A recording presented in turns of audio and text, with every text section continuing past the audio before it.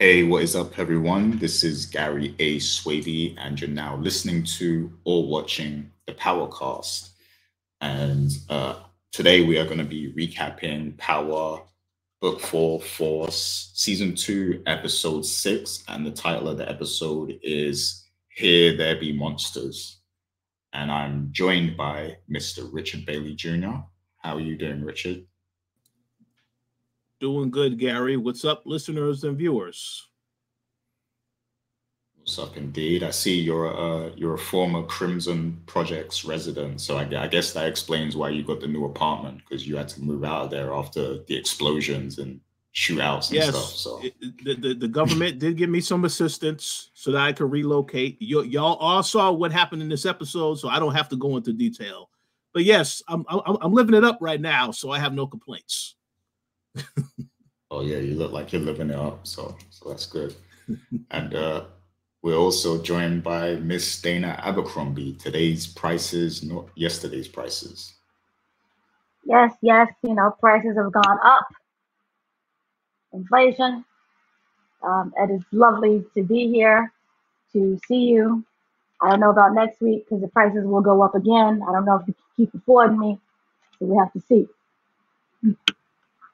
Oh yeah, I might be evicted next week if the prices keep going up. So we'll see. We'll see. Hopefully everything works out. But yeah, that was an interesting episode of Power today. You know that we've all got some interesting things to say about that. I think some pretty interesting things happened, particularly the thing at the end. So I'm looking forward to hearing some thoughts on that. But yeah, let's get to some housekeeping real quick. You know, if you do enjoy listening to the show and you do enjoy the recaps, please do leave your comments. You know, hit us up on social media too. Some people like to do that. We're always open to have a conversation about power because we love it. We love this show. Um, and definitely hit the like button. That's very important to help the show grow and help more people learn about the show.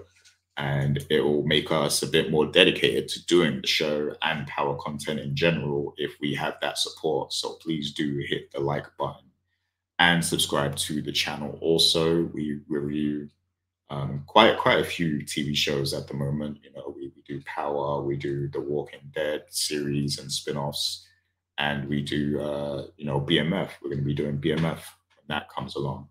And don't forget, Raising Canaan is this December also. So you want to subscribe and make sure you're getting all of the content. And then also you can check out the entertainment channel and the gaming channel also, the Koalition Entertainment and the Koalition Gaming, if you're into that. So yeah, with that being said, let's get right into our takeaways because I know that's what you're here for. And this week we're going to go to Miss Dana Abercrombie first. So Dana, let us know what you thought of this episode. Bombs away. Yay. We have to talk about the whole territory situation. With now that Walter is dead and gone to the enjoyment of both children, um, we have a territory situation where what happens to Walter's territory. And essentially, we're having a struggle and a fight within a fight, because with Murkovich, he is not willing to play nice with anyone anymore. He's tired. And I, for one, don't blame him. Just because you come to me all nice and we have a conversation does not necessarily mean that I'm supposed to give you part of my territory and when we're sharing the land and we're happy. There is no happiness within this whole drug dealing business or just in business alone. We look at, the Wall Street business and how savage that is. This is just as savage as before. What I love about this show is the casualties of war. These are the people who are not involved with anything. This is Grandma Pookie who's just trying to go home and soak her feet at night and watch Mary Povich. This is Samika and Tammy who's just trying to raise their bad kids. So these are regular people who are caught up within the chaos and the mess. And therefore, we have to go to the ownership that is Richard Bailey Jr. of the Crimson Projects. This scene to me was extremely over the top, not the drive-by aspect, but then we got the bazooka. I think it was bazookas. I'm not skilled in the gun, naming, but I'm going to just say they look like bazookas, and there was two of them, and they was blasting them in apartments. And I thought we were just going after gangs, but no, we're just taking down the whole project. And we saw how that impacts again the hospital, because it only seems to be like one little hospital in the whole city of Chicago. But we saw that hospital and how their influx of these patients, and we're seeing the bodies coming in charred in a hot mess, some dead, some people barely hanging on. And I really like how they are showing us this. This is something again we didn't get from the last season. They're opening the streets, and we're seeing and we're living in Chicago, and I'm really, really love it. I'm loving it. Do I think it was a bit over the top? Yes, but then again, this is a TV show, and it's supposed to be over the top. If we can have in season the original Power, where Tommy is coming in, shooting down Proctor with basically what was that? Looked like a bazooka as well. That AR-15 gun and just massacring all of the buildings. We can have this. So I really did like the fact that they showed the ugliness to territories. This is not, again, the Rainbow Coalition. So that was just one of the big main things that stood out to me. Another one has to be for Vic. Vic, and we know that he is now working with Stacy. He is toting the line. He seems to be there in terms of, I really want to take down, he really wants to take down his sister. That's all he cares about. And in order to do that, Tommy has to go down as well.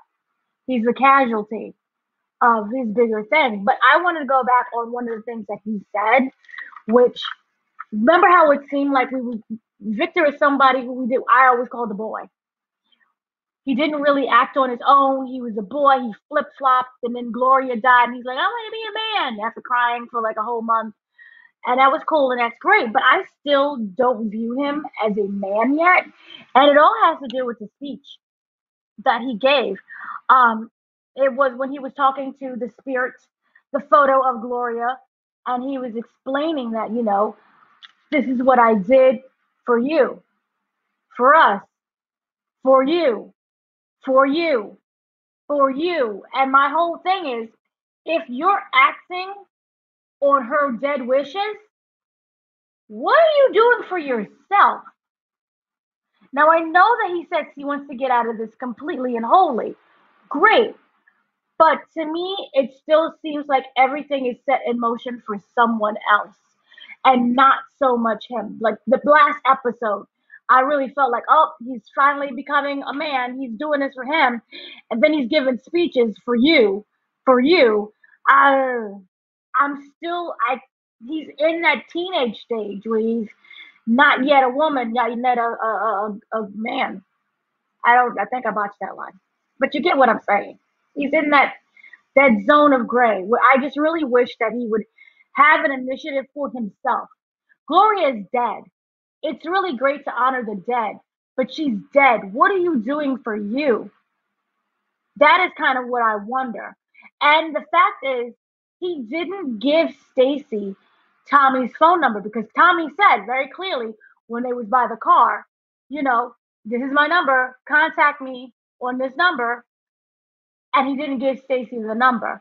So again, we're flip-flopping. If you are gung-ho, I'm doing this, I have to take down whomever I have to take down, even though I don't want to. And he stated, I really don't want to take down Tommy. Tommy had bailed us out before. Tommy really tried to look out for us. But at the same time, you're saying for you. I don't know what where your head is at fully. It doesn't seem like you're fully committed to this. You're holding information from Stacy, and you're still saying for you, and I don't know what it is for us. Are you getting out of the game? Is this a personal thing, or is this still thinking in terms of Gloria? So that is one of the things that I find completely annoying. Another thing is we have to talk about Jenard and the heroin, the crack, or whatever it is he's taking.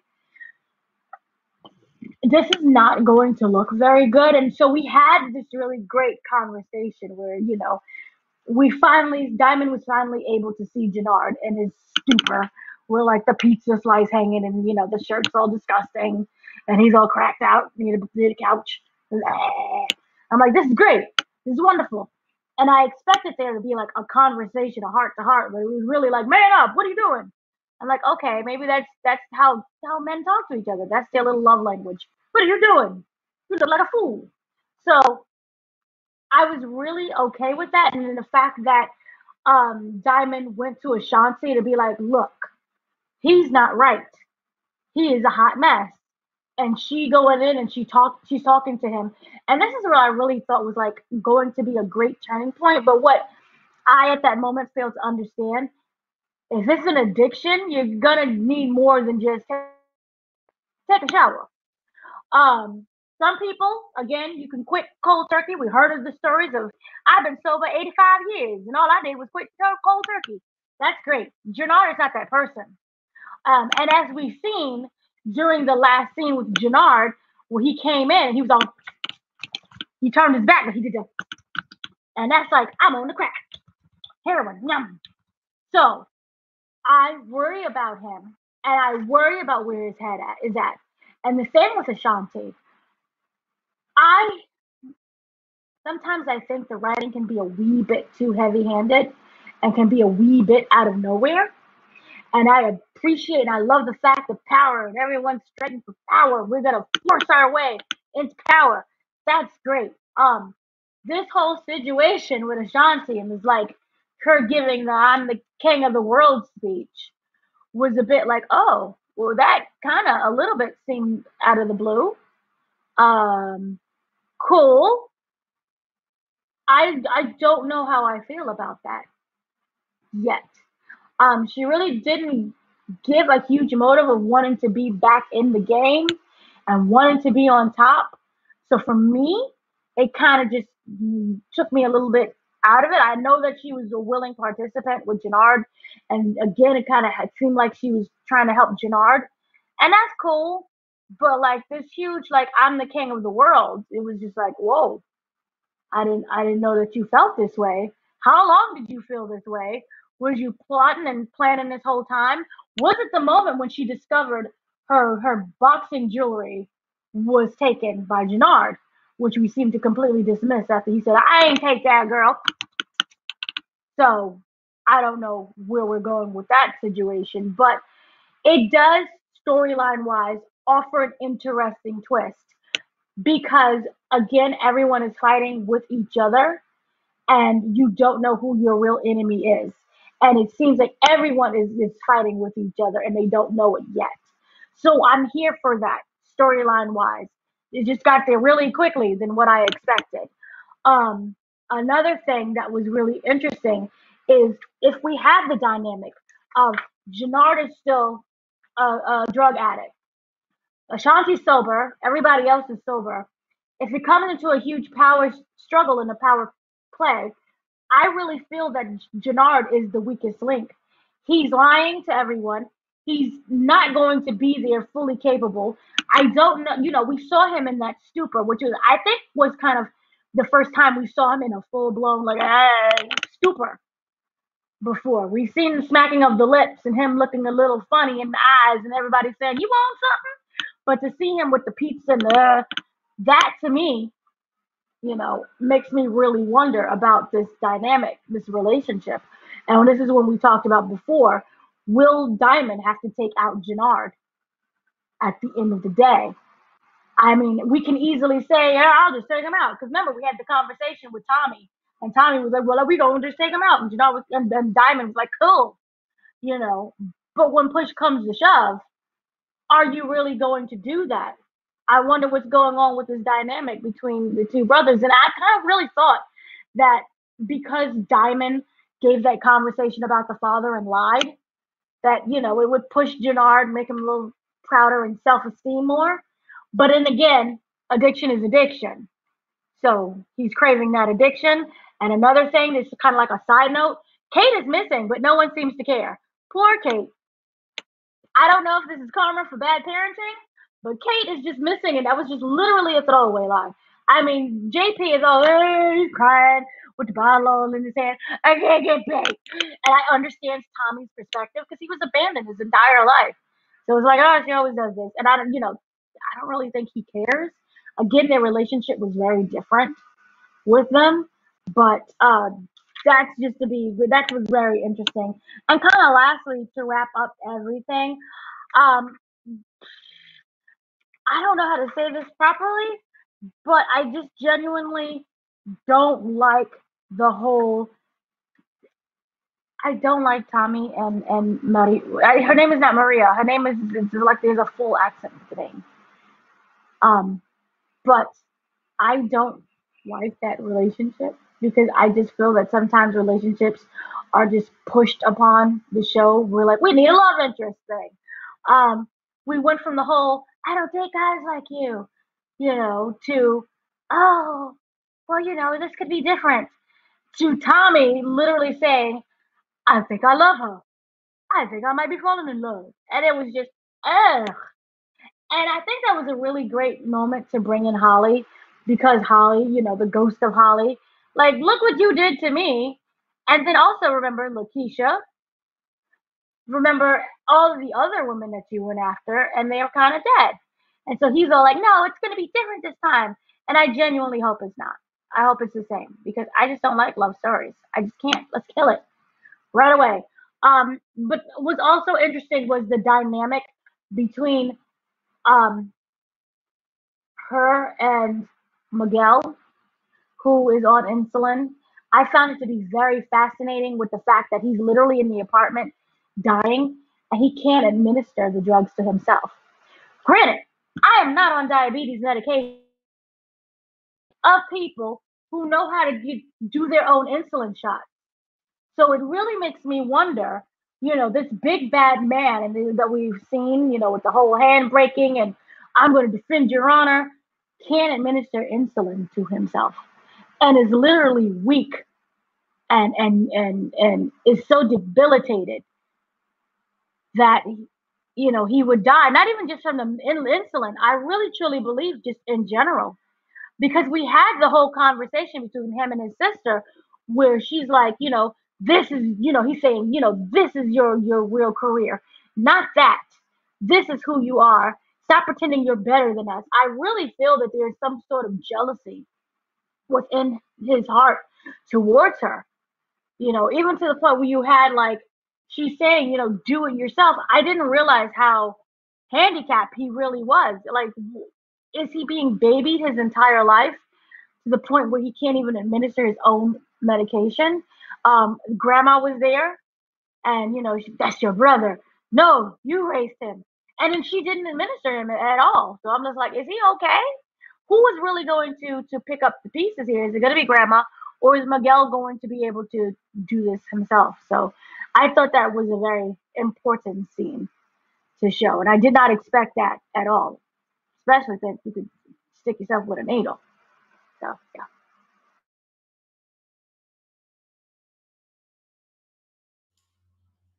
No, yeah, great points, great observations there. And there's some things I agree with that I'm gonna touch on in my takeaways. But as for the needle part, I resonate with this a lot because recently I had a family member that was sick, and I actually had to give him shots, and they did try to do it themselves one time, but when you're actually scared of the needle, it's really not easy to give yourself a shot. I don't think I could do it either because I hate needles too. Like, because I've had so many botched needle things with my sickle cell and stuff that yeah, I just fear needles. But so I can understand that, he probably can't give it to himself. But if it was life or death, I think he would have to force himself to, if it's a case of, because that diabetes can be serious. So if it comes down to life or death, he would have to find a way to give himself the shot. But their grandmother did come in, so I don't know if it's assumed that she gave it to him. But that was very cold of Mireya to just leave like that. But yeah, I guess it showed how bothered she was by the fact that her brother responded so valiantly, you know, to her ex and stuff. But yeah, good observation on that though, because that was a pretty powerful scene, you know, seeing that. So yeah, I'll get into my takeaways next. And so first of all, I want to highlight that I think this season they're doing a great job of you know, showing the territory war, like, you know, the war for territory and stuff, because you have so many different, you know, people involved in the drug trade at the moment in the show. Of course, they just took out Walt, so that does leave a gap. And it seems like there is a play for, well, obviously Vic is trying to cooperate with Stacy, so he's offering, you know, that territory and stuff to CBI. But then, you know, you have the fallout from that, which is the Serbs as well. They have to deal with the Serbs now, especially after unifying with Jenard, you know, and expanding the CBI and everything. So now they've inherited that problem with the Serbs, and of course Claudia is working with them. So it's at the moment it's like Murkovich is the top dog, like the main villain, you know, the main antagonist of the show. But also you have a lot of, you know, different elements. There's a lot of different layers to this gang war because you have Miguel in the mix too. And then, you know, a shocking, a very unexpected turn of events. But now Shanti is in the mix because, you know, now she's made it clear to Jenard that she wants him to take out Tommy. And this came after, you know, Jenard already kind of met up with Tommy, and the unification has played out, like it's in effect now. So they're back working together. I guess until Tommy realizes that he's on heroin. But the Shanti thing was just very shocking to see because, you know, up to now we've seen her be very supportive of Jenard, and she was even one of the key people who was telling him to fix up and get clean. And I agree with Dana that, you know, it's not that easy. Like when people are on heroin, you can't just tell them, yo, fix up, get off the drugs. Like when they don't take, like, you know, if they don't take that heroin for one day, they get sick. Their body like craves it. You know, it's like an illness. So you can't just get off heroin like that, especially when he started like using the needle to intake the heroin. So I feel like, you know, he should be going to rehab or something, because they should be giving him some other type of drug to kind of wean him off the heroin, because he's kind of got to that point already. So yeah, you can't just tell this dude to get off of it. Like, he's definitely not going to get off the heroin anytime soon. He's going to keep slipping. You know, if they are going to portray this addiction accurately, you know, he has to keep slipping back into the addiction. But going back to Shanti, yeah, the reason it was so unexpected is just, you know, just the things she was saying. Like, she went full on FBA Tariq Nasheed on Tommy, like saying, yo, who's this white supremacist in charge of the gang? You know, like that came out of nowhere. Like, I know her name's Shanti, which is, you know, real African vibes and stuff, but yeah, like that came from nowhere because we haven't seen it in her character. And I feel like if they would have shown some type of motivation beforehand of like why she thinks that way, like give us an example of something that happened in her past that brought out that emotion from her, I think that would have landed very well. But it just kind of came from left field. Like, you know, 1 minute she's offering up her territory if Jenard gets clean and gets himself together and starts being, you know, more dominant or whatever, you know. The next minute she's like, no, we gotta kill Tommy, we gotta take him out. You know, it was just so I just feel it was rushed, that part, you know, personally. But it is interesting, you know, to show that there is that thirst for power among all of the people involved in the drug trade. Because, you know, even Jenard isn't I don't think he's fully accepted Tommy yet. You know, I think he still has a problem with Tommy. So yeah, Tommy has I mean, he has a lot of adversity. He has a lot of problems to face, a lot of people standing in his path if he wants to take the map. So I like how they're kind of showing that. They've done a great job showing that this season of all the key players and everything. And secondly, you know, speaking directly about this episode, I feel like this was the Diamond and Jenard show this episode. Like these two characters really kind of shined. Jenard has been shining throughout the season, but Diamond as well, you know, he had a lot of development in this episode, I think, because he was, you know, like Dana said, he was there to kind of help Jenard a little bit, you know, help him face the music and tell him, you know, you need to fix up, you can't be doing this, you gotta get off the drugs if you want to get back with CBI and all that stuff. You know, he was playing that big brother role, although he should have got him to rehab, but you know, he was there to play that big brother role. And then also he had the Leon situation that he was dealing with where, you know, he's trying to support this kid Leon. Obviously he's eyeing up his mother at the same time, you know. there's something going on there. But then you see the dad comes home and he's very hostile and very aggressive towards Diamond. And Diamond, he actually, you know, he took the high road at first and just said, you know what, I'm gonna leave, it's okay. You know, he didn't say anything to the dude, even though he was clearly, you know, hostile and rude. And then, you know, he noticed that something wasn't right about him. He obviously saw the father abusing Leon a little bit later on. And then, you know, he follows this guy and he sees that he's on drugs and he's cheating and doing all this stuff. So then he threatens him. And that was a very funny scene as well, because that kind of came out of nowhere, that scene where he was kind of like strangling him and stuff, choking him out. That was a funny scene to watch. But yeah, it's not I don't think we got a lot of development of the Diamond character in the previous season, you know, outside of seeing him in relationships and stuff. But in this season, I feel invested in, you know, the character a little more. I want to see how different stories are going to play out for him, because he still has the annoying CO to deal with. Not CO, PO, I mean.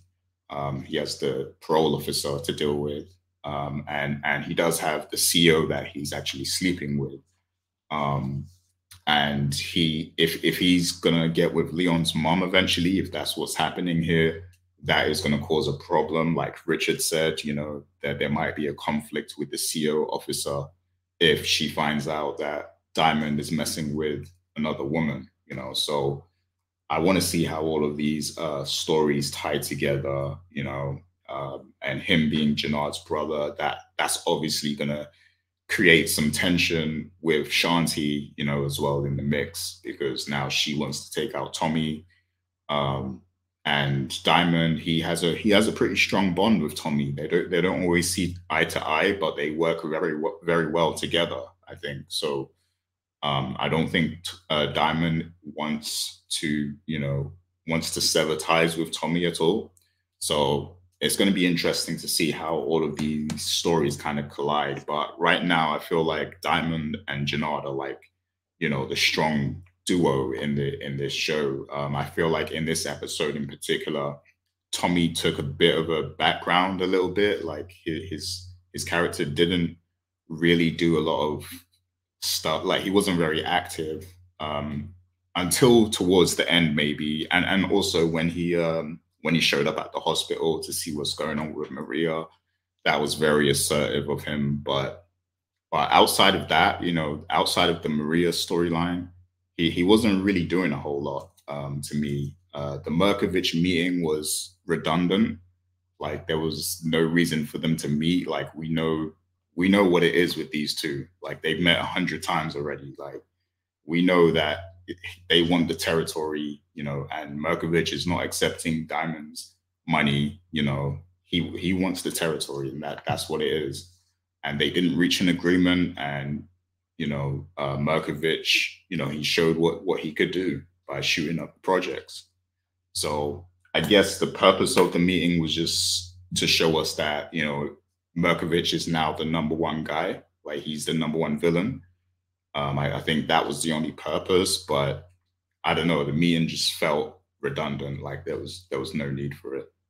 But yeah, that is the second takeaway. So finally, I agree with Dana when she said about forced relationships in the show, like things developing too quickly.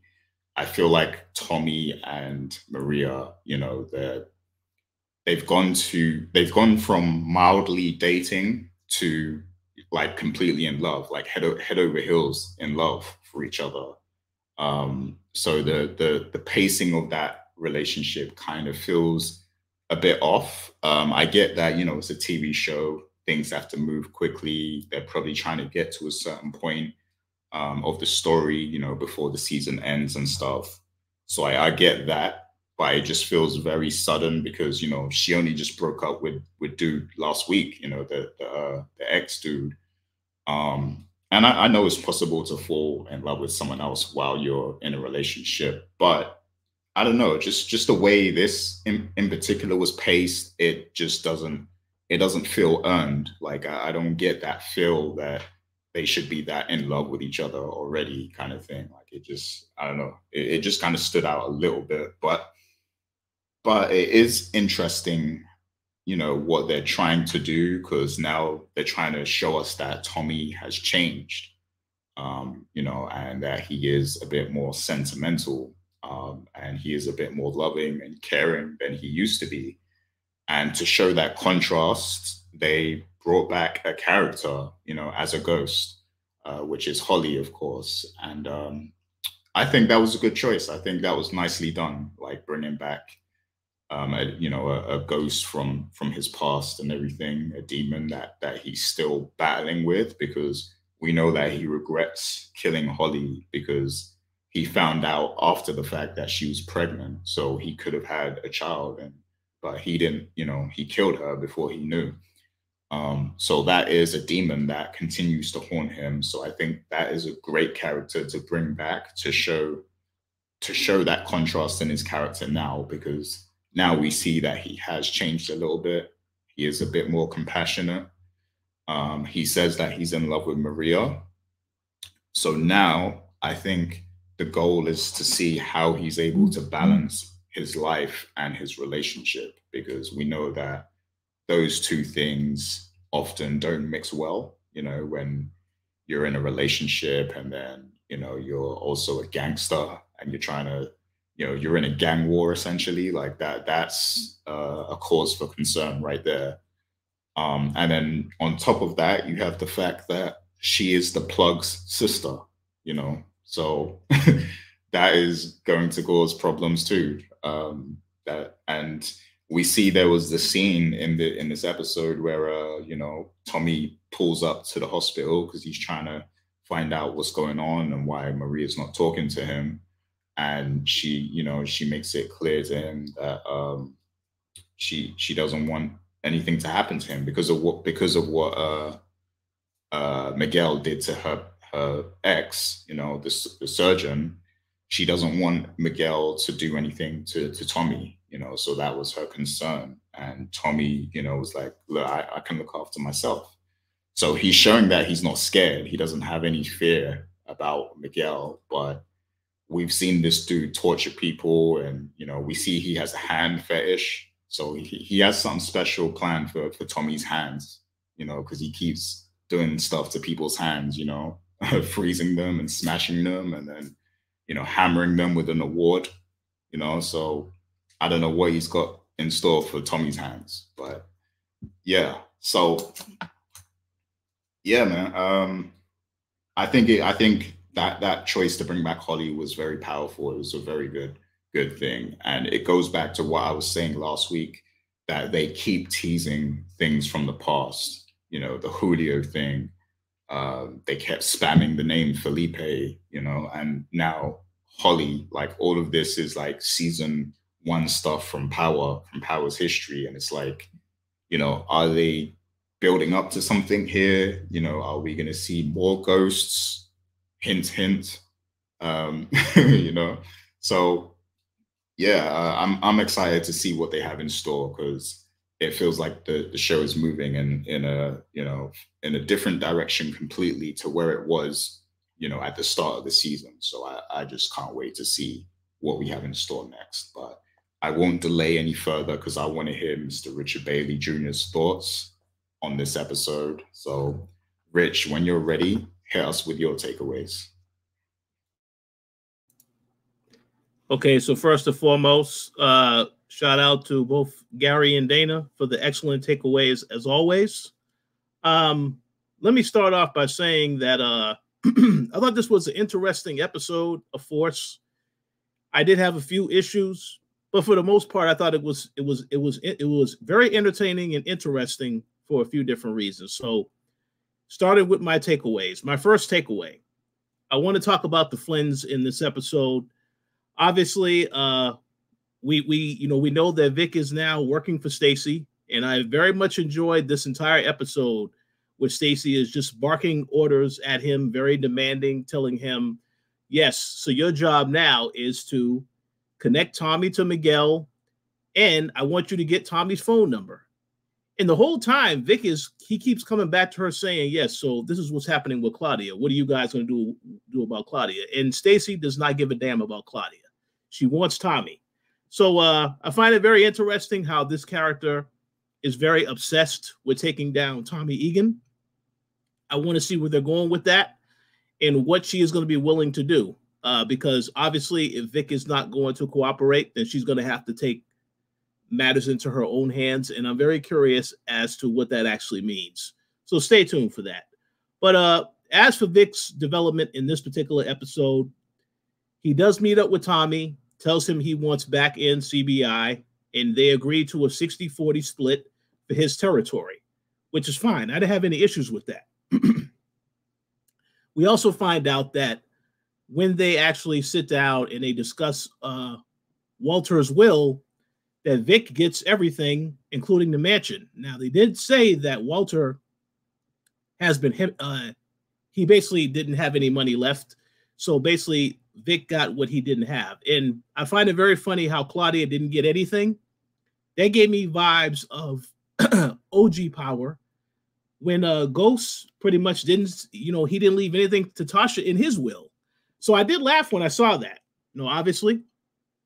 But pretty much this entire episode, Vic is still trying to get information from Tommy. He's also trying to meet the Connect, and Tommy says no. Tommy is very hesitant to work with any Flynn. He does tell Vic this. So by the end of the episode, we do see that, as Dana mentioned earlier, Vic is basically talking to Gloria's ghost through the photo, saying, yes, I took out Walter, but now I have to take out Tommy. And once again, I think I've already said this on this show before. I don't like when the characters tell us what they're going to do. I just want to see them do it. But, I will say Vic did start to make some moves against Tommy, but we need to see more of that. I don't want to see him talking about what he's going to do. He needs to show us what he's actually going to do. So stay tuned for that. And the one last thing I will say about the Flynns in this episode, they are telling this other story of Claudia. Pretty much she doesn't have anything. She does align herself with Murkovich. I will get into him in a little bit. But pretty much she does call an old friend. And basically this old friend, somebody who she had a crush on, she still has a crush on them to this very day. They do go to a strip club where she basically sees the strippers and how they are basically, using the pills with their clientele, so on and so forth. And she does make a deal telling this lady that she can bring her a lot more business. So I do want to see where they're going with that particular storyline. They spent a good amount of time on it. She did try to approach Jenard later in this episode, similar to how when Jenard approached her earlier this season and said that he wanted to work together. And of course, Jenard turns her down. Now, something very important about that scene is Shanti was there when this conversation went down.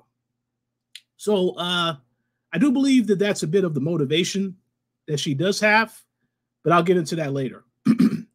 But finishing off this particular takeaway, yeah, I'm very curious to see where they're going with the Claudia character as well as Vic, because Vic is in a very tough situation right now.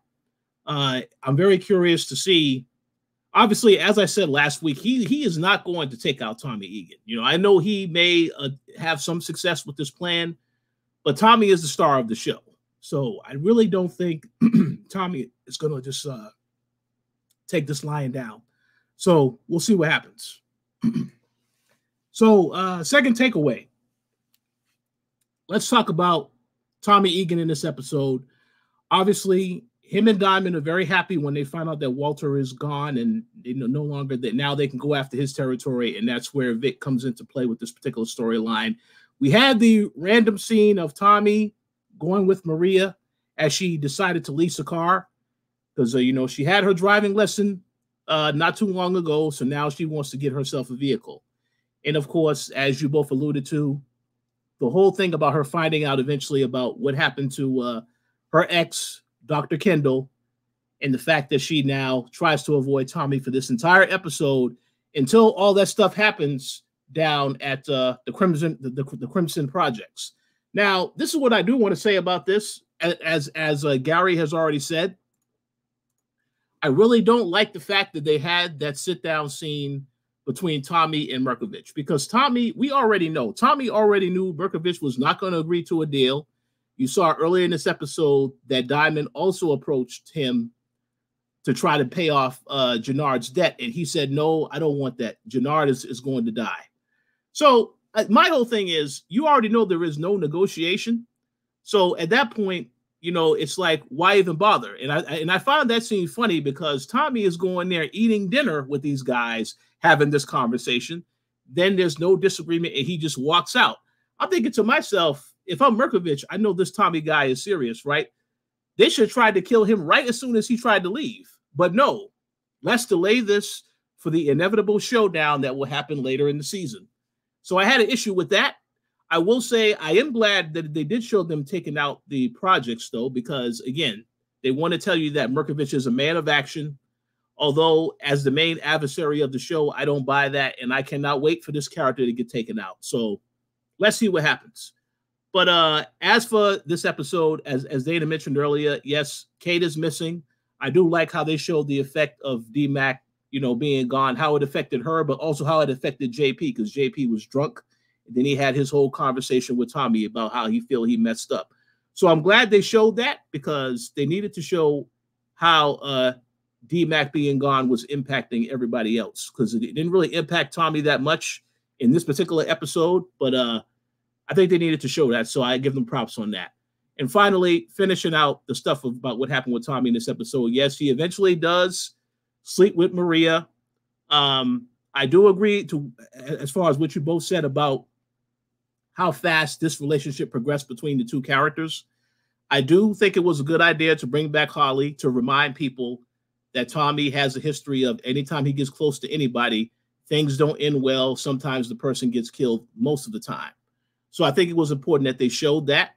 I give them props on that. And again, I like to see that she returned on the show, because as Gary said, they always have, they keep diving back into the original Power one way or another. And it makes sense because Gary Lennon, this is his show now. But I definitely think it was, I'm very curious to see what is going to happen. One thing I did mention this to Gary after I saw the episode. I personally thought the whole scene with Mireya, when she didn't want to give Miguel's she didn't want to give Miguel his insulin, but yet you saw the grandmother was there. She was very angry and adamant that she didn't do that. I thought when this scene happened with Tommy and he was pretty much there with Mireya, that they were going to have a shot panning to outside, and then you see either the grandmother or Miguel actually know, oh, we know that Mireya, they followed Mireya and they know that she's here messing with this guy. I thought we were going to get that scene in this episode. Now I think it's definitely going to happen now, because she was so defiant. I think that the grandmother is going to suspect something's going on with her, as well as Miguel. And now they are definitely going to find out that she's messing around with Tommy sooner rather than later. So stay tuned for that, because I feel all the stuff that happened with that scene, it happened for a reason. It's because at some point they're going to find out she's messing around with Tommy, and then that's going to be bad news for Tommy. So let's see where they're going with that. And I look forward to that, obviously. And finally, final takeaway of this episode, Diamond and Jenard. Now, I do agree with what Gary said, that this episode felt like it was really focused on Diamond and Jenard. One issue that I have with this, and again, you both already said it, I don't like the fact that Jenard did not go into any rehab. You had the scene where Diamond sees his brother laid out, and, you know, he's taken aback by it. But I didn't feel that it was that emotional of a scene, because I felt like that was a preview of him now seeing Jenard in an even worse state. And again, because Jenard did not go to any rehab, you already know he's still going to be on this stuff. One thing that I did, however, like, as far as the conflict is concerned, is that in this episode, you saw when Diamond talks to Tommy and says, I want to bring Jenard back, Tommy asks Diamond, is there something else up with Jenard? And Diamond says, no, he's straight. And then later in that episode, when Jenard showed up at the barbershop and he hugged Diamond, they all made up. Once again, Tommy is suspicious. And I like how they changed the tone of the music in both of those scenes to let you know, oh, yes, the character is aware something is up. All right. So because, you know, Diamond was not honest with Tommy about that, I definitely see Diamond having to deal with Jenard later if Tommy doesn't. But it's an issue that Jenard is still messing around with heroin, because Tommy and them are going to start to make more money with this business. Who do you think is going to have access to all of that now? So this is a major issue coming. And then lastly, the stuff about Shanti, right? I know you both mentioned that it did come out of left field. And I agree, it did come out of left field. But I have to tell you, I was a little excited to see this, because the Shanti character feels as though they had a bigger plan for this character from the minute that they introduced the character. Every other episode you see, she's basically working as the middle person, because Diamond wasn't talking to Jenard, then he would go talk to her, vice versa. She basically has been sending messages between both of the brothers. But at the same time, the people that were in Diamond's organization, they kept going to that gym.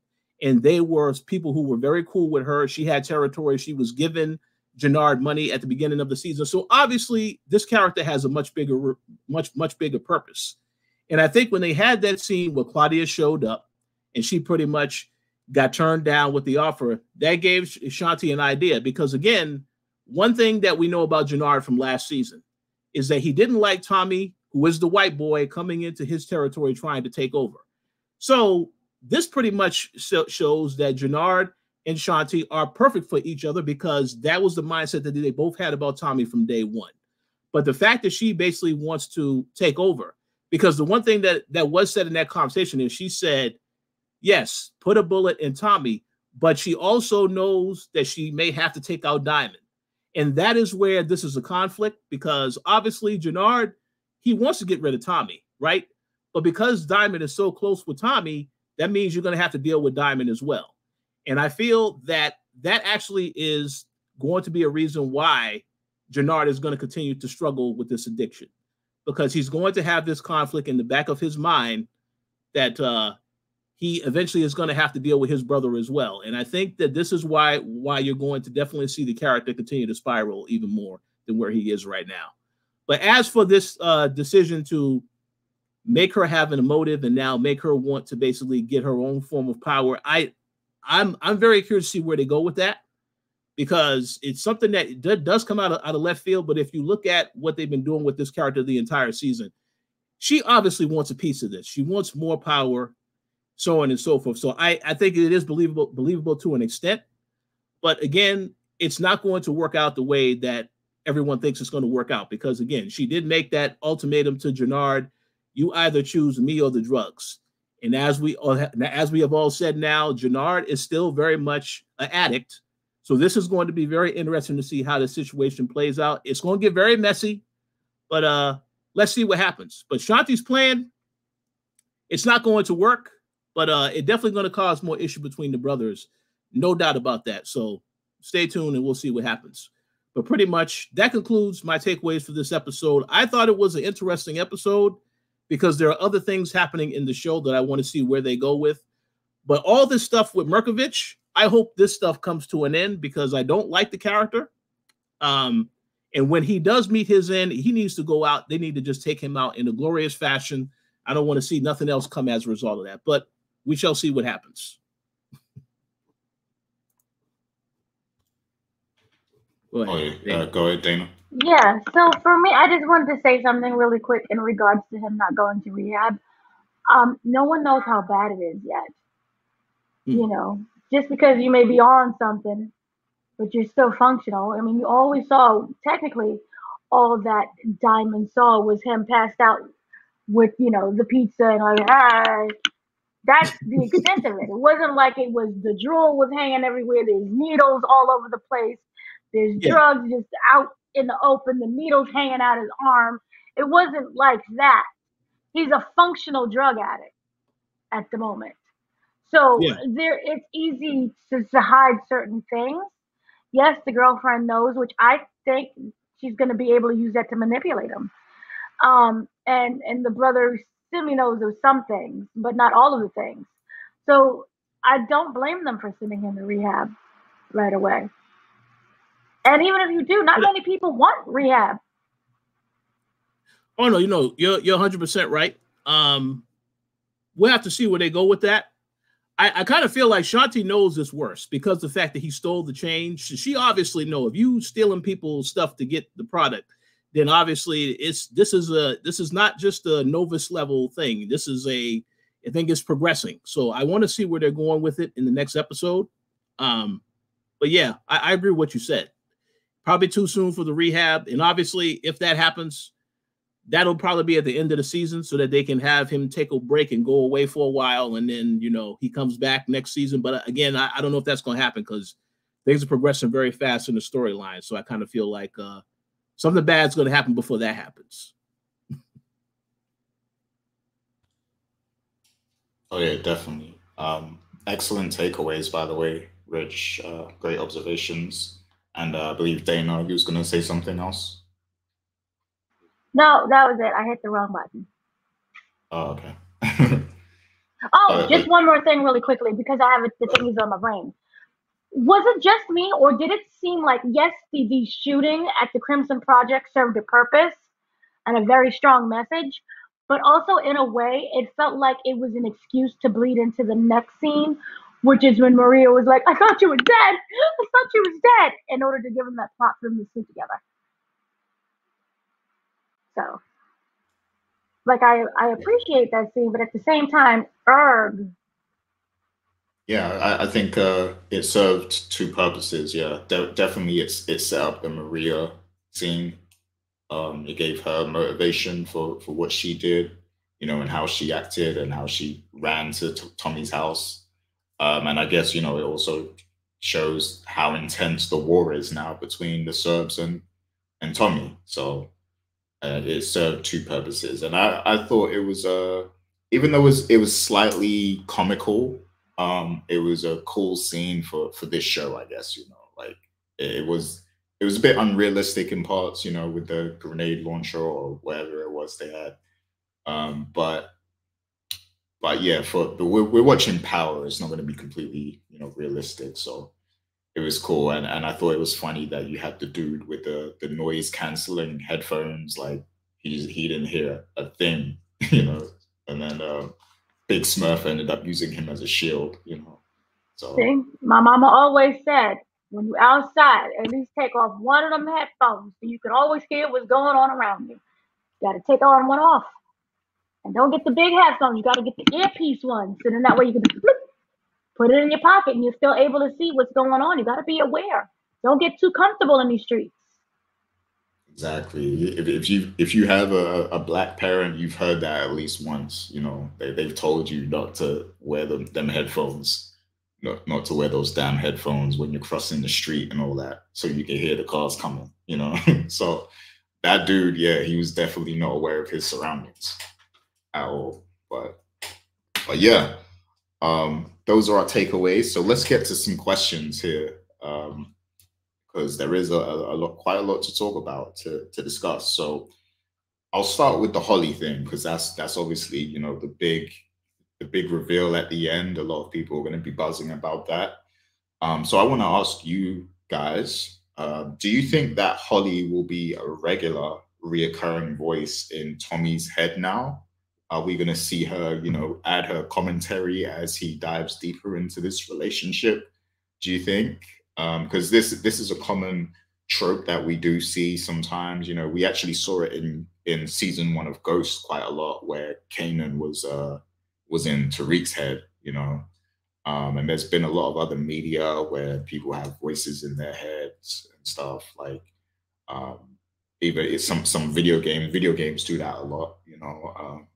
I remember the Batman game Arkham City, I believe it was, or no, Arkham Knight, sorry, where the Joker was in Batman's head. So are they going to play on this trope more and have Holly be like another voice in Tommy's head, as he progresses with Mireya, do you think? So I'll go to you first, Richard. Go on. I personally would not mind seeing that, but I don't think that's going to happen. One thing is that we did see Liliana at the start of the season. You see Holly now. So I kind of feel like you're probably going to see another ghost from Tommy's past. I'm not talking about that ghost, but hey, you may see another ghost. And again, because the whole thing is that what I find interesting is Liliana, when she came to Tommy, she said, "Oh yeah, you need to avenge me, get the people that did this to me." That's why, I found it so interesting how when Tommy had his conversation with Vic in this episode, and Vic says, "So are you going to kill my sister?" He said, "No, I'm gonna let her suffer." Eventually he's going to kill her, but I kind of feel like if Tommy does not complete that mission by the end of the season, then he obviously, then Liliana should return and say something else to him. But again, I just think for this particular situation, they're trying to tell you that this relationship between Tommy and Mireya is serious. This is why you have Holly in it. I don't want to see Lakeisha return. The ghost of Lakeisha, we do not need to see her return. That should be, if she returns, it should be to Tasha, since Tasha's the one that killed her. But I don't think we're going to see Holly again, but I do think we're definitely going to see other people talk to Tommy. But I don't really know yet to what extent. We just have to wait and see, I guess.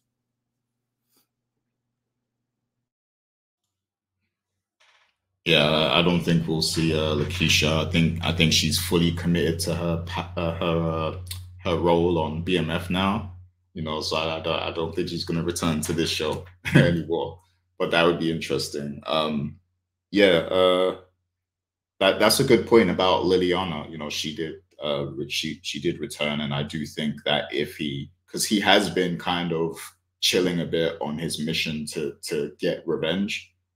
He seems to know that Claudia did it now, and he isn't doing anything about it. So I could totally see Liliana coming back and being like, "Yo, I thought he was gonna avenge me," or something like that. But Dana, what do you think? Do you think Holly could be a reoccurring voice, or what do you think about other ghosts? I don't want no ghosts. We need some Ghostbusters, because I'm tired. I know this is like this shit. It's the thing that Power does, their thing, is bringing back, the ghost of dead past, and that's cool. Like, we've seen it done 15,000 times. I personally think that it's weak storytelling. I don't like bringing a whole dead character in and giving a monologue that you should have gave them while they were alive. It's just not for me. I know it's supposed to be symbolic of, Tommy's past coming in into warning him, essentially. I know it's made, because I'm going to compare it to Shakespeare and the Eyes of March and the witches, but I just hate it. I think that it would be much better because we know of his past. We know of Holly. We know of Lakeisha. We know of all the women that have died. We even have Kate, who's missing. That's technically a woman in his life, kind of, maybe so. But I would like things to just happen and just happen. I don't need all these warning things. Me as the audience, I know what happened and what was going on and the weight that he carries. I think that it becomes a crutch. We had this too much when it came into what was the Power season 1. Remember that whole introduction of like him in the past and all of these flashbacks, I don't like that. I know that we've had multiple other characters that are dealing with the flashbacks. I don't like that. I would rather things play out and we just see how it progresses. And we know that Tommy is scared of hurting Mireya, but he's willing to take the chance to do so anyway. And therefore, we wonder, is it really love, or are you being a little selfish right now? Because if you really love her and you don't want anything to happen to her, the smartest decision is to let her go. You know, not to say, I think I love her. And, you know, we end up with the whole situation where you thought you loved Holly. You thought you loved Lakeisha. You thought you loved, you know, Shirley from down the street. So for me, I don't want to see any other ghost past. I don't even want to see Ghost. Ghost is dead and gone. That's the one ghost we did. Well, I mean, technically, we kind of maybe saw a little bit of, but like, I don't want to remember that. It's erased out of my memory. So no, I don't need this. It doesn't even serve the story. It doesn't move the story forward at all. So I no, we don't need it. Ghost is alive. Go ahead, Rich. I just want to make a quick comment. I agree with what Dana said. One thing I will say though, I am what they are basically trying to say with Holly showing up is that Tommy can't have both lifestyles. He can't, you know, you have the wife and the kids, and then you're also in this line of work. But obviously, Ghost himself was in this line of work. So as a viewer, I think you want to see whether or not he's going to be able to do this. But the thing about it is that even if for some reason he has to deal with Miguel and the grandmother, Tommy still has a very dangerous lifestyle. He has plenty of enemies after him, and there always will be new enemies coming after Tommy. So it's not necessarily an ideal situation for Mireya to be involved in, unless I guess she is going to get her hands dirty and she's going to be taking out people as well, which I don't really know if that's going to happen. Obviously, this character has more to her as well that they didn't really reveal quite yet. But I just feel like you always have to live a lifestyle where you have to watch your back, so on and so forth. That's why I don't really feel that Tommy is going to ever get the happy ending of the wife, the kids, so on and so forth. But again, I guess we'll have to wait and see if that's what actually happens. But it does not look that way. So all I see is a lot of drama coming from Miguel and the grandmother, and I can't wait to see what happens when they find out that she's messing around with Tommy. That is such an excuse. That is an excuse to say you can't have the best of both worlds. We've seen it done before. Yeah. Look at Ghost. Ghost had the husband, had the wife, the kids, the house, the job, the bar, everything that he wanted, right? Who, at the end of the day, truly screwed up that family? That family screwed themselves up. It wasn't like the outside came in. Tariq was stupid and should have been placed in somebody's camp farm with Darnell, right? Tasha, she has her own situationships that she was going through. She's just dumb to begin with.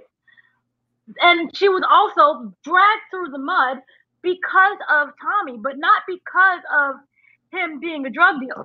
Excuse me, not because of him being a drug dealer, but because of his situationship with Angela. Not once did you say drugs and you being a drug dealer fractured this family. When you really come down to it, it was that family dynamic itself. You had a father and son constantly fighting, a husband and wife constantly fighting. You allow an outsider in and be like, that's my real true love. So Tasha's looking stupid on every single page. Then when she tries to make something of herself, she does the drug thing, and she's not really smart about that, but, you know, she still tries to do the drug thing. But you can't even argue, oh, it was drugs. It was the fact that your old enemies came in and destroyed us. Ghost died by Tariq's hand. It wasn't a drug deal. It was that hatred that whatever was going on between them. So you can have it all. If you look at it, before Kanan went crazy, Kanan had a son before he killed. But even if he killed him, it wasn't drug related. it was "you're not a man" related. So that, I think, is just a lame excuse to put in. You can have it all. How many drug dealing people, have full blown families? This is an excuse that I think that you can figure it out. So yeah. Yeah, it is possible. You do have drug families and people who build family empires but are doing drugs on the side and stuff. So it happens, yeah, and we've seen examples of it in power. I mean, even the Tejada family. So it's possible, but it's a case of would Mireya like that life, as well, because her brother um, is highly involved in this criminal world, and she clearly doesn't like it. She stated that she doesn't like the life he lives. So is she gonna, but at the same time, that could be some of what attracts her to Tommy, because sometimes we rebel against ourselves too. So maybe it's like a psychological thing where the things she hates about her brother also kind of turns her on about something else. So I mean, it could be a mind thing, I guess. But yeah, that's a good question, though. Did you have anything else to add to it, Rich, before we move on to that? Oh no, I agree with everything both you and Dana said. I do think they've done a great job this season of showing us that Tommy is a lot more vulnerable because of the fact that there are people coming after him. Like again, I go back to that shootout, so that's why I want to see where they're going with this relationship, because obviously the Serbs are people they got to worry about. You got to worry about Miguel, and there's probably some other people that Tommy gonna have to be concerned about, because once they kill off Murkovich, there's gonna be another big bad that appears, and will have to be somebody that they have to deal with. So we stay tuned for that. But no, I agree with everything that y'all said. I'm very curious to see where they go. But yeah, we'll see. Go ahead, Dana. Is this a setup for the innocent? Because you know how we get a death of like an innocent. So Oh, I'm just Mireya? wondering, are they just laying it on thick and it's Mireya? Well, Miguel wouldn't be too happy if it is. I'll tell you that much. I don't know. I just don't like this. I don't like this at all. Well, you don't like the relationship? I don't What like the don't you? relationship. I don't do what relationship? We go from I like hanging out with you 5 seconds, we're checking out cars and yeah, I like to drive fast. Too fast and furious, right? To I want to go lease a car, and that's cute. That's great too. Oh my god, I thought you were shot. Oh my god, I have to see you right now. Oh my god, I love you. And him sitting up there watching her sleep. I think I love her. It doesn't really I don't again, I understand this is a TV show and I'm all for that. But I'm starting to wonder, I hope that this lasts because I don't want every season we get introduced to a new woman in Tommy's life. Because essentially that's where we're at. Gloria, and now this one. So if that is the case, let this woman be on this show for seasons.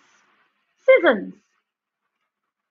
And if that is the case, let us have Tommy balance that life of I have a stable relationship where, hey, not this season because that would drive me crazy, and even next season, but a couple seasons, she has a kid.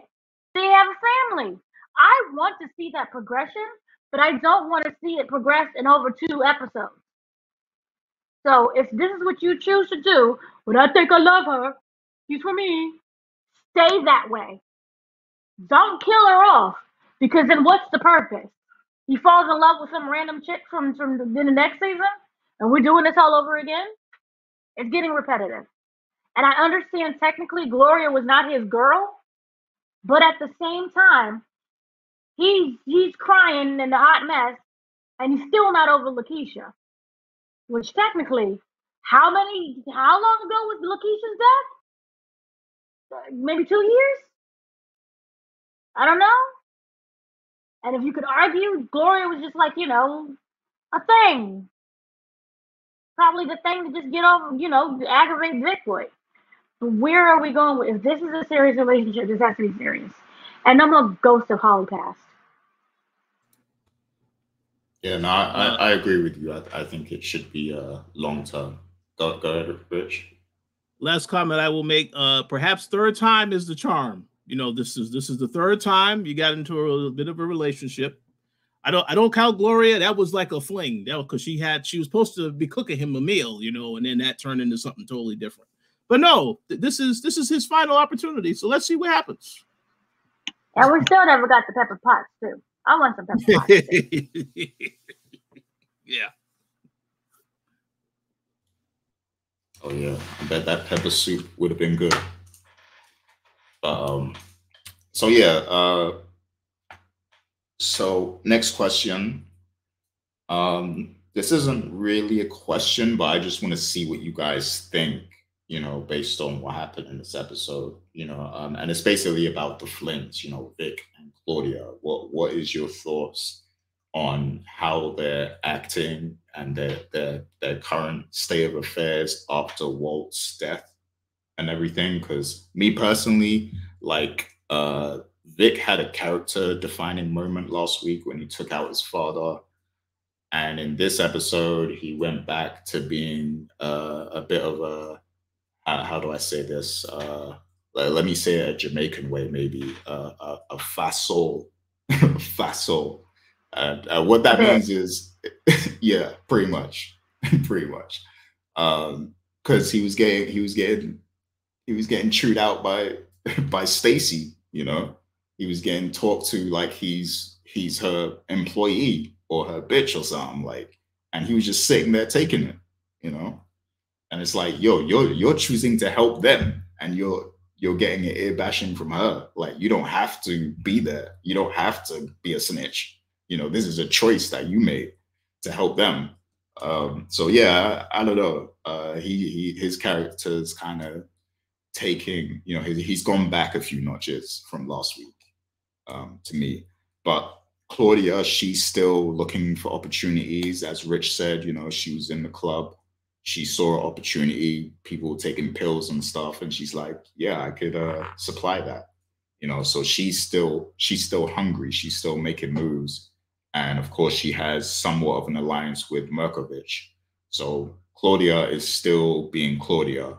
And she showed at the top of the episode that she's very cunning, just the way that she was putting on an act, crying over Walt's body and stuff, like appearing to be hurt by it and stuff. But clearly she's the one who organized the hit on him. So yeah, I think she's definitely the stronger of the two, and I wouldn't be surprised if they just kill off Vic's character and just keep Claudia, because she's like the strongest character of the two. It seems like, and unless they do something major with this snitching angle with Vic, I don't know. I don't see a bright future for the character. But I wanted to see what you guys think of, what took place in this episode with these two characters. So I'll go to you first, Dana. What do you think? So first off, Claudia's gonna be fine. Money or no money, I always feel that she's gonna be fine. She has the scruples to do it, and she's smart. She takes initiative. She knows what she wants. She's basically the opposite of her brother. I like the fact that we brought in this new girl because this gives her emotional support.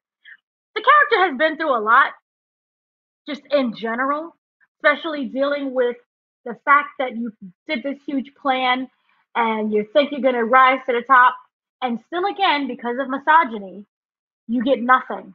And you would even think that, hey, my father, by just being my father, would look out for me, would make sure I'm okay. And he doesn't even provide that. Even as much as you wanted to hate Ghost, he at least made sure that Tariq was okay. You still got to go to school, but I'm going to give you some money if you accomplish this. Whether or not you decide to accomplish this is up to you. But hey, I'm here for you if you decide to take this route. Walter didn't do this. And so I was wondering, was that based on, well, I can't even say misogyny because he knew essentially that his kids were coming for him. He knew Vic, and somewhere deep in his heart, I think he strongly knew that his kids were gonna do some kind of harm to him. So I can't even say he changed the will at the last moment. He didn't do that. But I just feel that she has enough brains and she has the willpower to rise to the top, even if she has to go and sell these little cute drugs at the exclusive. Remember, they kept making sure you knew it was exclusive strip club. This wasn't, your mom and pop strip club. This was exclusive. Um, but again, she's gonna be fine. The girl that they came in is a good emotional support, which is something that she needed. So that is good as well.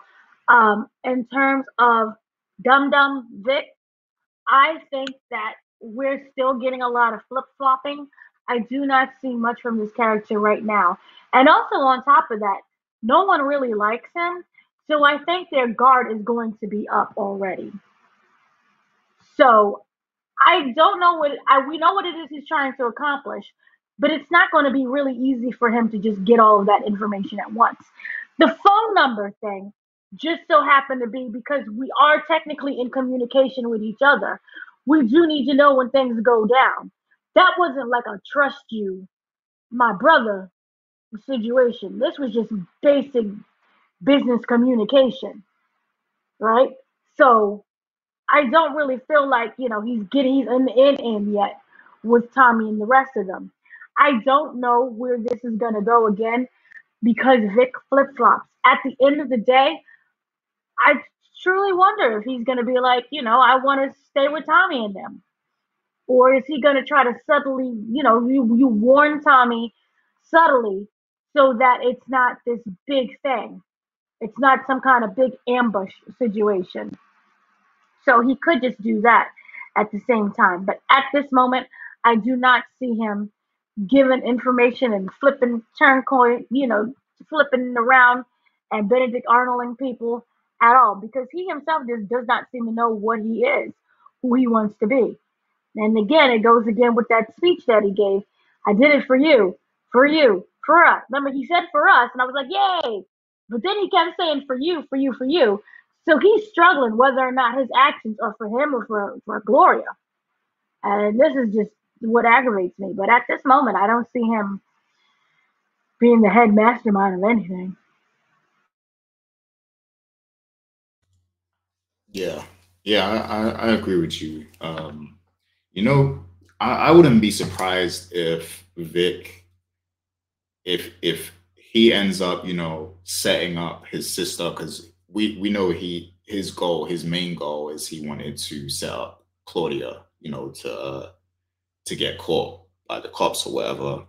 So I wouldn't be surprised, if he does something like that to get the last one up on her and then offs himself or something, because I like this Gloria thing is he feels real deeply about Gloria, and I wouldn't be surprised if he has like, a desire to want to be back with her, So I could see this character possibly doing something like that. Like he gives me that sort of vibe, like of, I'm just gonna do this and then I'm done, because first of all, you can't just be a snitch and continue to operate in the streets. So what is he gonna do after this? Like, is he really gonna get a new life somewhere else? I don't see that happening for the character. So I don't know, he could end up taking himself out or doing something where he knows he's gonna, maybe he'll try and kill Claudia and then kill himself after or something like that. Like I think he's gonna have some sort of tragic ending that ends up being a very poetic, response to Gloria's death, So could be something like that. But Rich, what are you thinking about the Flynn siblings at the moment? First and foremost, with Vic, the actor did an excellent job last week, and I agree with what you said, Gary. It felt like he regressed to his original form this week. So, my personal opinion, I want to see the character get taken out. I mean, listen, snitches get stitches, right? There has to be some consequence, even if he helps Tommy in the end. After he helps Tommy, Tommy should kill him because again, you know that you know this information. You basically are giving them information. They are tailing him now. You saw the other guy, a part of Stacy's organization, who basically saw him right before Tommy left to go their separate ways. It's like this is an issue. So it's kind of like Stacy is very adamant that she wants to take down Tommy. I know we saw that there was a little girl that got shot, so that would explain why she's somewhat angry. But I still feels like there's something more to this other character that makes it a bit more personal. I don't know if they're going to dive into that, but I just feel like because she was very angry at this guy trying to get him to take down Tommy. But there has to be more to this besides all this other stuff. She has a different type of agenda, so we'll see where they're going with that. But personally, the Vic character, I don't care about the character. I don't mind if the character gets taken out. He definitely is the weaker of both characters. So we'll see what happens. As for Claudia, yeah, as I said before, she is the most interesting Flynn character on the show. As Dana said already, she's not worried about her, and I'm not worried about her either. But one thing I definitely want to say, and this is important because I think a lot of people need to pay attention to this.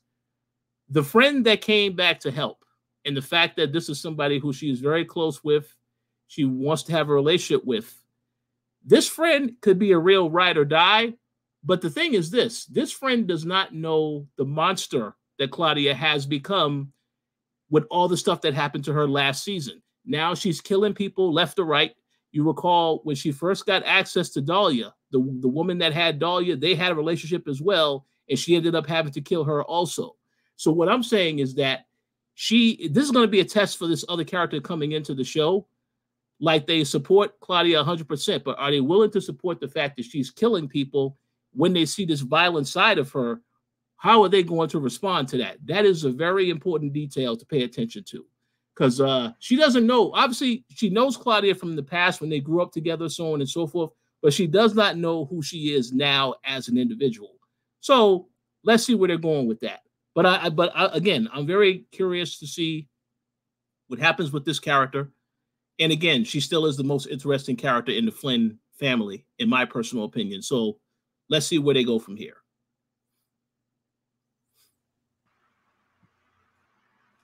Go ahead, Dana. Can I just say that I would love for that girl to know everything about her and just not care and just love her either way. I think because that would be such the opposite of what we've seen before with these other characters. Oh my God, you did this? I can't. I want to be with you.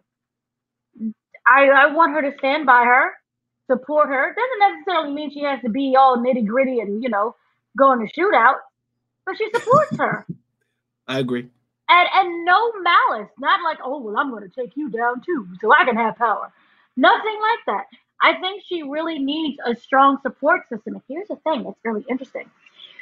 We've seen Claudia want that strong support system, but she can't get it from any man. Remember, she came to the men. They're like, no, you're a woman. How incredible would it be for her to get that support system from women?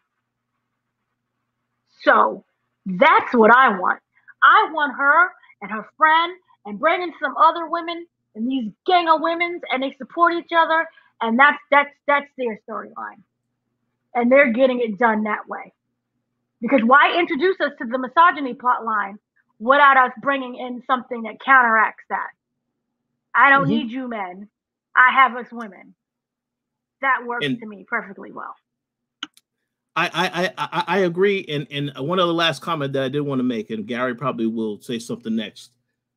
When she mentions the friend mentions the fact that they were never going to put you in charge, I actually thought to myself, does this mean eventually she may go after Dublin? Because clearly it felt that way, that was a possibility that they can try to go after Dublin. Obviously, Dublin has nothing to do with the Flynns anymore, so it wouldn't need to do that. But I wouldn't be surprised if they did do that in the future. We have to see where they're going with it. But obviously, right now, she's about starting this business, and I want to see where they're going with this. The fact that Jenard did not want to do business with her, Yeah, very interesting. So let's see where they're going with this, for sure. Oh yeah, yeah, great ideas from both of you. I think what you said, Dana, about her, carving out her own kind of lane with the women, because in the men's world they kind of pushed her out of it. So she could go on this admirable journey of doing it her own way, and then eventually becoming a top player in the city, kind of thing. Like maybe she has a whole few chains of stripper chains on lock where she's selling her product in them, and then she's making all this money, and she becomes a kind of a threat to Tommy's empire or something. So yeah, that's something that could be interesting for her character. And yeah, yeah, Rich. Wait, what did you? I forgot what I was going to say. You said something I was going to reply to, but just completely gone. What did you say about Claudia again just now? You said something. What about them You mentioned potentially going after Dublin? That comment? Yeah, that was it. Yeah, yeah, the Dublin thing. She could carry on. If she gets powerful enough, she could carry on her father's legacy and do it the right way, I guess. Like and take over that empire, because of course she was locked out of the assets because Vic has the assets went to him. But what happens if Vic dies? What happens Nothing. then? Nothing. She's not getting that. She's not. I think nope. She's not getting that. I think what Dana said is, yeah, she needs to create her own empire, and that empire can rival the other empires that didn't give her an opportunity. That's what I think is going to end up happening. But again, I want to see where they're going with this, because timeline-wise, Tommy wants to get his revenge, right? So that's why I say I don't know what they're going to do with this stuff here. I have no idea how this is going to pan out with these storylines, but I still think she is the most interesting Flynn character, and I don't see her going anywhere anytime soon. But Vic, yeah, they can kill him next week, and I'll be like, all right, I'm fine with that.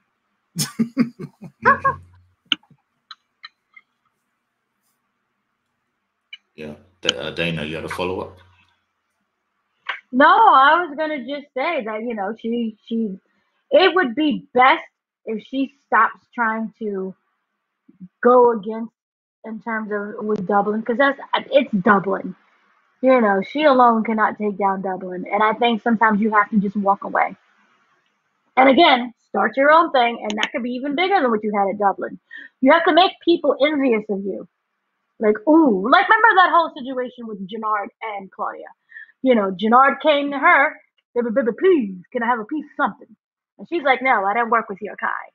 And now she's all, baby, please, can I have something? He's like, no, I don't work with your kind because you don't work with my kind. Ha ha ha. So walk away. You burnt your bridge. Other bridges were burnt for you. Establish something. Make them envy you. Make them wonder, well, why were we that stupid to not trust Claudia just because she has female genetics and genes? That's not right. So it would be just best if she stopped doing that, because she had the dad situation. You kind of understood because that was personal and it was right there at the moment. So yeah, she did that. But now what? Create your own empire. Your father was kind of preventing you from creating your own stuff in a way. What is your excuse now? He's dead.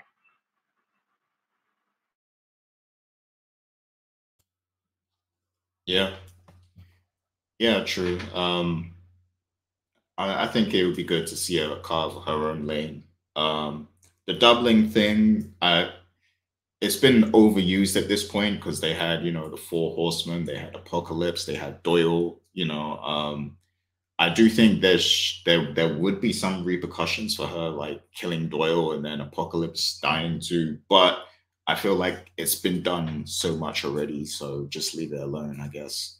But yeah, I think the main point is to show that she can carve out her own lane, and just that in itself is a one-up to Dublin and what her father had, I guess. But yeah, we'll see. We'll see what happens. And as far as Vic, I agree with you both. That's the weaker character. He can go, take him out this season. It's all good because his big moment was last week, and it feels like he's just gone all the way down already. So it's like I don't see a positive future for him. But go ahead, Rich. Yeah, I just want to say his happy ending is a reunion with Gloria. So let's give that to him and get him off the show. There you go. There it is. That right there.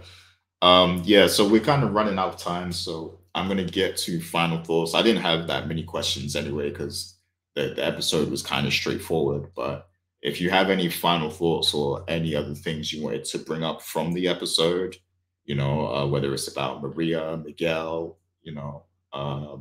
Diamond, Leon, a lot of things kind of did happen, but it was a very straightforward episode. So if you have any final thoughts or anything you wanted to touch on, definitely let us know before we end off. Go ahead, Dana. Help me to understand this whole Leon side project because I don't get it. Is it a reflection of he seen himself in that kid when he was a kid and he saw how, because remember, his father treated him, you could say, in the same way. In a same way, his father is not right in terms of toughening him up. His tactic and his approach is terrible. But I'm just wondering, why does Diamond care so much and why now? That is what I don't get. I know it can't be just because of the woman. That's exactly what it is. No. No. It can't. I guess Leon is, obviously we saw the kids that picked on him. It feels as though Leon is he doesn't really know how to handle those situations. So I guess Diamond is trying to teach him to defend himself. And now he's seeing that, well, this guy has an issue at home as well. So now I guess I have to step in. But I will say this, not a good idea to put his hands on this guy and say, if you come back, I'm going to kill you. Because, hey, Diamond got a, parole officer, this certain stuff like this can easily get reported. This guy goes say, hey, restraining order because he put his hands on me. So that was not really a wise decision to do that. But I understand the frustration, but I guess he's just trying to make sure he doesn't have any issues at home because he already has issues out there in the streets in reference to the kid Leon. So, but yeah. No, it makes sense. I just kind of didn't understand the whole thing. Also, another thing is about the project situation and the task force. We need to start seeing them more involved in just, we need to get Tommy on no evidence at all because you have whole apartment buildings being blown up. So I would love to see in the next episode, how does that affect the task force? I mean, the task force was originally started because that girl got killed in the drive-by. Now we have a whole complex that is blown to smithereens because of the same drug situation. So I really would like to see this gives like a bigger, if Stacy can get even more power if she so chooses to, because of the nature of the crime. With this, so many people were killed. A whole area was destroyed. So this could be a win on her behalf. But if she's so focused on just one man that just randomly came into the city, a year ago? Maybe? Even given that much? I think she's giving him too much power that he does not have. And so I wonder if her arrogance and also the ego of the cops who's running around following Vic and Tommy is going to get this case just imploded upon because they're acting a little too sloppily. So that I was one of the big main things for me. Oh yeah, when Stacy finds out about that project shooting, she's gonna go off on Vic, like she's gonna give him an ear bashing for sure. But Rich, do you have any final thoughts to share? The final thought that I have to share is along the same lines of what you both mentioned about the project shooting. One thing that I think might be an issue that we need to pay attention to is obviously, Tommy had a thought that that they were going to end up going to war with the Serbs. I like how there was no attempt to warn any of the people that they've been working with, namely Big Smurf, because you saw in this episode, he did get shot, right? But I kind of feel like he may feel a certain type of way of the fact that he didn't get a heads up that now we have to worry about the Serbs a lot more. So I want to see if he's going to make his own decisions on certain things because of this. But we have to see where they're going with that, because I'm pretty sure that in the next episode, at some point, maybe the detective catches up with him and they ask him, hey, so what happened in this situation? Do you have any information on who could have did this to you? And maybe he might, I don't know if that's going to be something that they try to use against Tommy, the fact that this guy is somebody who was a victim, a part of this. Because Tommy didn't really warn anybody. I understand it was a surprise attack, but they could have said, listen, man, the Serbs might be an issue, lay low, whatever. None of that happened. So I want to see if that's going to have repercussions, because Tommy didn't really relay that message to any of the other people that got involved. But we'll see what happens. Oh, yeah, that's a good point. I could see them being angry about that, that they didn't get that heads up. What was that everything, Rich, or did you have anything else? Oh no, that was the only takeaway. Like you said, it's a very straightforward episode. I think we spoke about all the other stuff, but that's the one thing. Yeah, I do want to see where they're going with that as well. Okay. I just quickly want to know one thing. Remember, they need more people. It was Diamond and Tommy stated they need more people. Who are these people going to be if everyone keeps dying and apartment buildings are blowing up? Are we getting the Jamaicans now? Okay. Oh, interesting. I have no idea. Now, when Diamond said that, he basically said that and then said, hey, we need to bring Jenard back as CBI. So I would assume that if Jenard still has any loyal people, which, I don't know if that's still the case, maybe they may want to join. But again, the RDs, right? The ones who were a part of his organization that went to that other organization, that's another group that we still have yet to see who was in charge of that group. So that could be coming, because that's another issue Diamond and them going to have to deal with, because they got Jenard back on their side. So stay tuned for that. Oh yeah, you got the RDs, you got the Rojas, you got the the Jamaican Yardies are out there somewhere. We haven't seen them, but yeah. I wanted to make a quick point as well, just bouncing off of what Rich said about Murkovich and the Serbs and the beef and everything. So I think something that could happen is maybe Murkovich comes in full force. Maybe he ships in some more Serbs from overseas and everything. And maybe Tommy will need help fighting the Serbs. And because Miguel already believes he is in a war with them, maybe he'll try and enlist Miguel's help. And I feel like if that were to happen, that will also cause some conflict with the cartel. Because remember, there was that guy, the guy that's above Miguel, and he told him not to mess with the Serbs. So I feel like maybe some conflict could come from that direction too. And maybe it's a case of where, Miguel kind of gets incorporated in the CBI and it becomes more of like an alliance kind of thing. But we also know there's the conflict of Mireya. So I don't know how he's going to respond to that as well. If they're going to be able to put that aside and work together. But who knows? I do think we are going to see that cartel guy again, though, at some point. Go ahead, Rich. I do agree. I just want to say one last thing. I want to go back to what you said on the previous episode, that when Jenard was getting roughed up by Miguel, he saw Mireya. I still think what you said is going to happen. And obviously, now that Jenard's job is to get close to CBI, he's probably going to eventually discover, oh, Tommy is messing around with Mireya, so this is another thing that I could use against him. But I want to see where they're going with that, because it's a lot of complexities, that they have on the table right now. So that makes it interesting. But yeah, we'll see what happens. But I think what you said is definitely going to happen, where this other guy who is above Miguel, he's going to get involved in this as well with the Serbs. And he will not like that, because he did not want to be in no war with the Serbs. So we'll see what happens. Tommy already kind of stated that he's cool with being attacked by Miguel. With the whole, I don't want nothing to happen to you. And then he's all like, I'm a big boy. So that showdown feels like it's inevitable.